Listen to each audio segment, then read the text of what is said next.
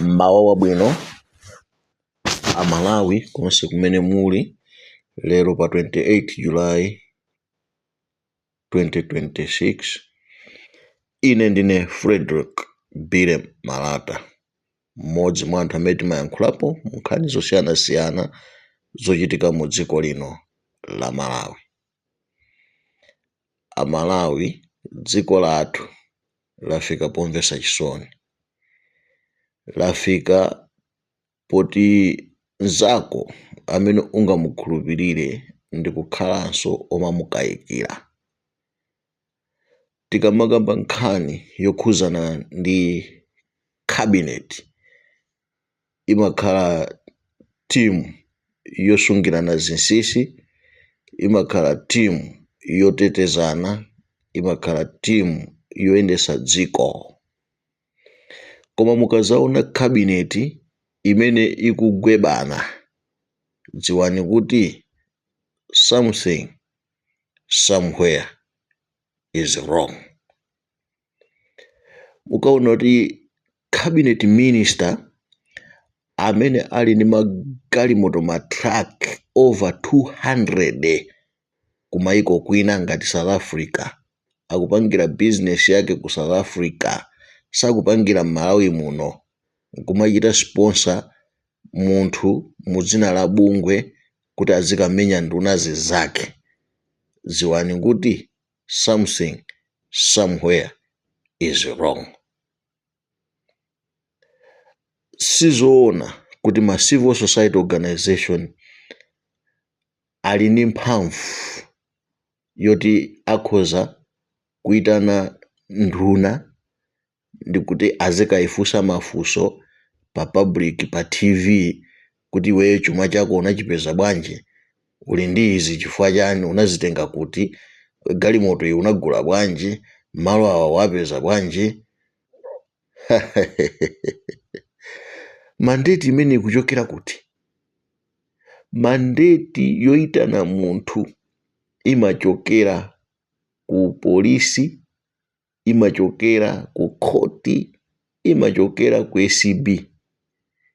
Lero anthu akutenga mphamvu kuchokera ku nduna zina kumakanena kuti eko ndalama izi pita ukachite shame and name and shame, akuti battle of supremacy, kuti anthu aone kuti kodi wamphamvu ndani. Ndikuganiza kunena kuti ngati dziko timayenera kuti tiyime pamodzi ndi kuyang'anisitsa pano kuti kodi ma politicians athu amene sakuchita invest in this country titani nawo. We should recommend kuti whosoever amene ali ndi ma business ake kunja kwa dziko lino, amene akupangira business yake kandi ku South Africa, amene akumanga manyumba ake kandi ku Zimbabwe, amene akumanga manyumba kandi ku Zambia, amene akumanga manyumba kandi ku Botswana, amene akumanga manyumba kandi ku England, amene akusungisa chuma chake ku America, amene akuika chuma chake ku Israel, ma politicians onsewo akapezeka, they should not be near kuyendesa dziko lathu. Chifukwa dziko lathu ngati sili kutukuka chifukwa cha anthu amene akuthawa mdziko muno, kutenga chuma mdziko muno ndi kumakapanga invest kumaiko akunja. Alipo ndithu amene ali ndi magalimoto matruck akupanga business ya transportation dziko la South Africa, matruck over 200. Kulowa kwa boma ili agula nthawi imodzi matruck 50 ndi kwasiya kuonjezera matruck amene ali nawo kale ku South Africa ndi kumapanga business ku South Africa. Amene akupindula ndi a dziko la South Africa, misonkho akupereka ku dziko la South Africa, koma uminister akupangira mu dziko la Malawi. Then the same person akuchita sponsor, akuti munthu mudzina la bungwe kuti pita uzikamenya nduna zina, kuti zikumanga lodge, zikumanga hotelo mu dziko muno, ndalama azitenga kuti. That's funny. That's funny. How do we do that? Instead of kuti tizipezeka pano kuti tikukhala ndi hotelo ya minister, tikukhala ndi building ya president, tikukhala ndi business ina yake yodziwika bwino ya former president, kapena ya ma vice president, kapena ya ma former vice president, kapena ya minister, former minister. Dziko muno ukapeza kuti anthu andale amapanga zinthu mobisa poopa kuti wina wake awanena kuti akuba. Bale ndi chimo kukapezeka kuti munthu akuthandiza ku constituency kwake, akutukula ku constituency kwake, akupanga ma boreholes ku constituency kwake, akupereka njinga ku constituency kwake, chasanduka kukhala chinthu choti chopanga shame and name. Zoona dziko lino tikufunikira zija zoti ngati mmene akubweresera aja a masters finance, kupanga chinthu choonekeratu kuti okay, this one is a politician koma is doing this business in Malawi. This one is a politician ngati mmene abwerera amabungwe ena nkumanena kuti iyayi Honorable Chipungu ali ndi akumanga hotelo. Ndizokondweresa kunena kuti kumaona anthu opanga zinthu poyera mu dziko mwawo momwe, kusiyana ndi anthu amene akupanga zinthu mobisa koma ndikumapangira ku maiko akunja. Kulembesa kampani ndi ukayilembesa ku China mu dzina la anthu aku China ndikumakakhala ngati kuti iweyo business imeneyoyo ya ku China koma ili ya Malawi. Are we serious? Dubai ndithu ndikumakalandira a Malawi kuti ma business anu zipangani kuno, zimangani ma building anu kuno, koma yeti kuno ku Malawi tilibe ma building anthu ngati amene wowo. Uopsa ndi kuti kutenga ndalama za dziko muno ndikupita kumakakhala nazo ku dziko la kunja, ndikumakapangirira business ku maiko akunja, ndi kuti munthu wina akukhala ndi ndalama zake ndikumapangira business muno, and we should be fighting those people amene akupanga business zawo Malawi muno. Are we serious? Ngakhale kutakhala kuja kuti people are fighting for supremacy, it's not only kuti we should be using chuma cha boma ndikukhala choti chofaitirana wina ndi nzake. Taonapo ife ku constituency ya munthu wa MCP pa Central Region ku Lilongwe 1 Chakakala Chazia, kutakhala kuja kuti tikufuna kupereka pa number 1 kuchonga kuti mwa ma MP onse kandi a Central Region okhaokha MP amene akuthamanga pa ground ndi zitukuko using his own means ndi Honorable Chakakala Chazia. And now and then akuchita hand over ma projects kwa anthu aku constituency, mafumu kumayamika. We can't kubwera ndi kuyamika zinthu ngati zimenezo koma we want kuti tikachite fight akuti achipungu kuti ku constituency kwawo akupereka zitukuko. Tikachite fight Anomani Chisale kuti ku constituency kwawo akuti akukumba ma boreholes, akupereka njinga, ndi ndalama zimenezo azitenga kuti. Pamene tikuyamikira ngakhale mafumu akuyamikira kwa Chakakala Chazia kuti anthu akupanga bwino. Anthu akhala kuyamikira za kwa Achichola kuti Achichola akupanga zitukuko ku constituency kwawo. Is it a tendency yonena kuti bungwe ilili limene anthu tikunena pena kumakaliyamikira munthu amene tikuti tikumuyamikirayo kuti ati akugwira ntchito yabwino, akupanga name and shame anthu? Is it in order kunena kuti azimenya okhaokha amene akupeza kuti ali mboma? Akuti anayitana Achichola, anayitana achimwendo lerolo asiya kuwayitana achimwendo, asiya kuwayitana achitshola, koma akufunanso pano amene ali mboma. Ndi nkhani nkumati kodi munthu ukakhala ndi umboni, where do you go? You go to court, you go to ACB, you go to police. Uli ndi umboni. You don't go to public. You don't go to public. You don't name and shame pa public. Awali ndi malo kwakuti ndeti kwafufuzabe. Tayimbiraso foni. Are we serious? Are we serious?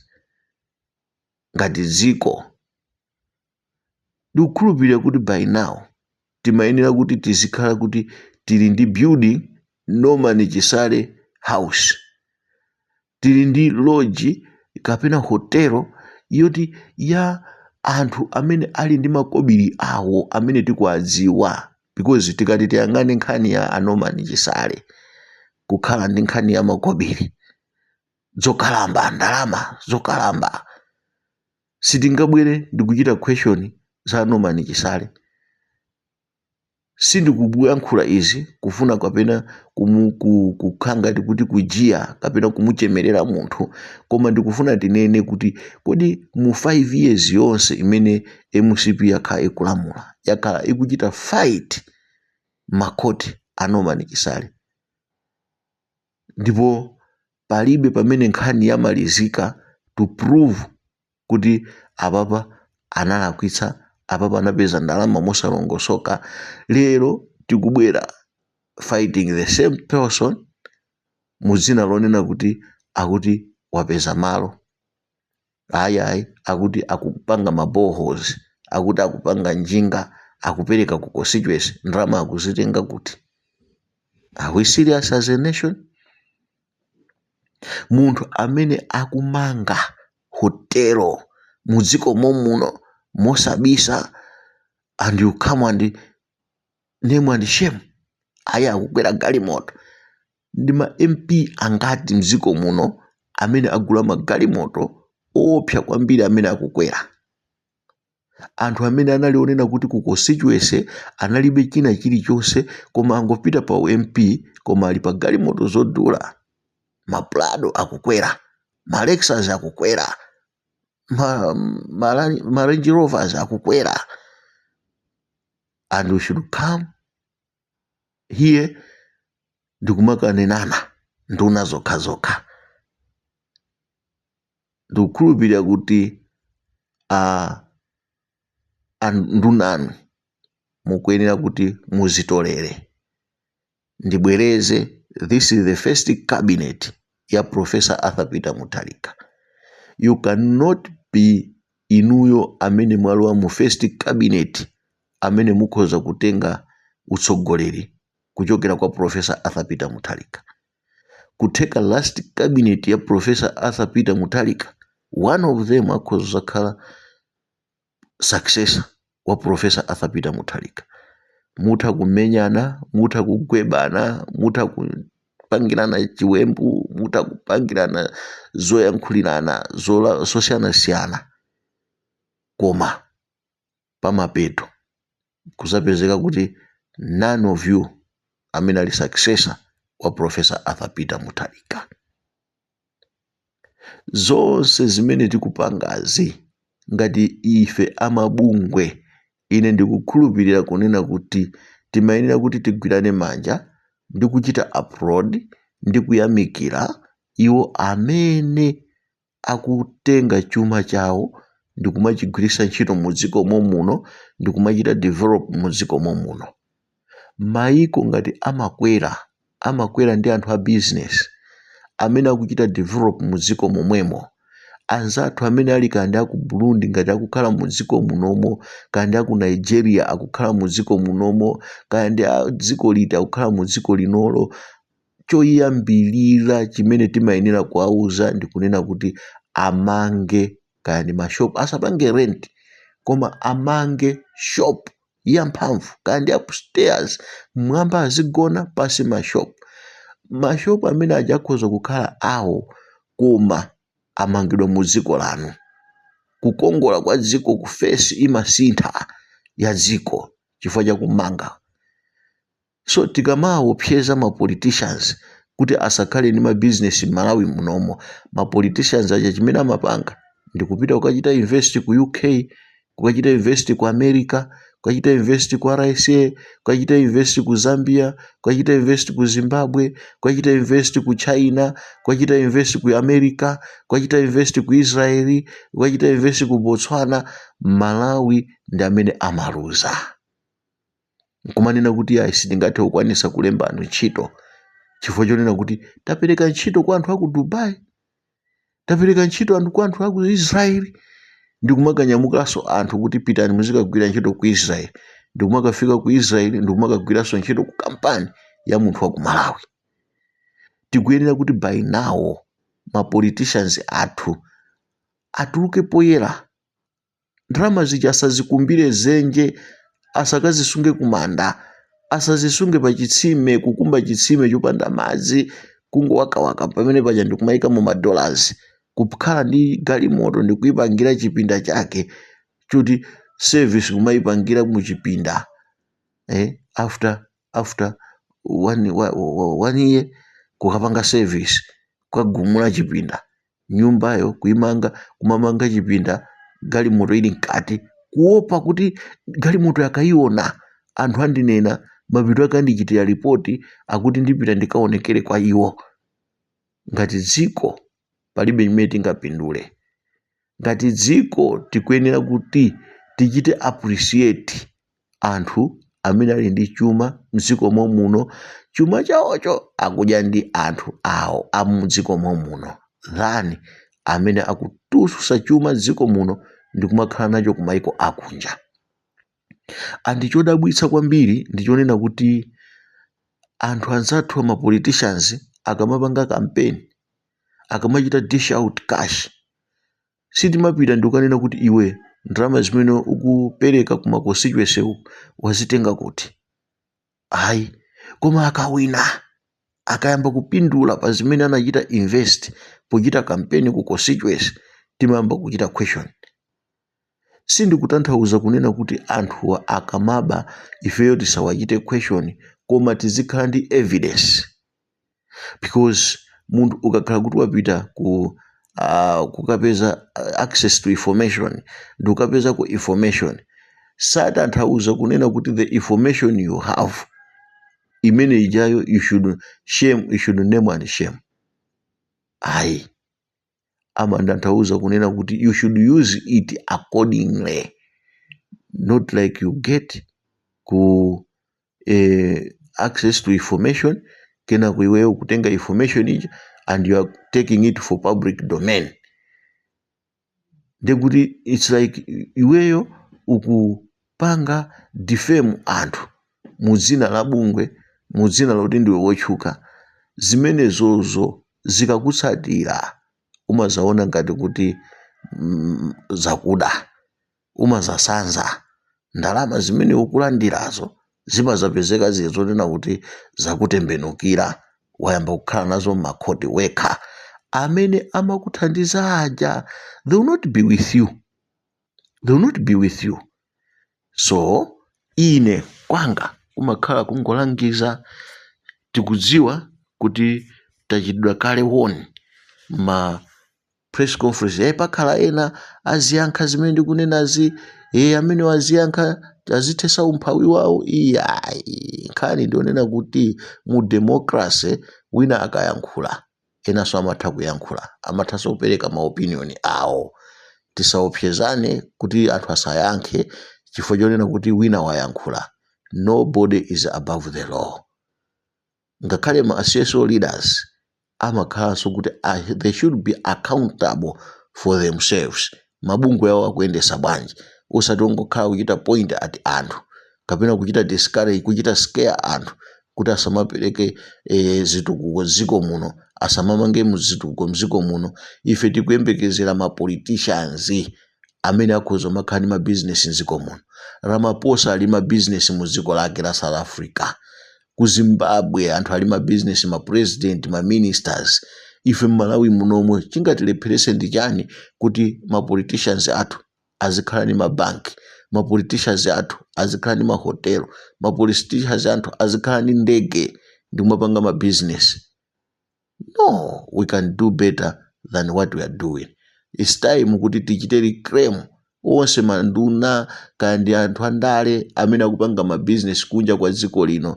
They should bring back chuma chimenecho chibwerere mu dziko muno, usati tizikamenya anthu amene akupanga business mu dziko muno. Ine ndine Frederick Bire Marata.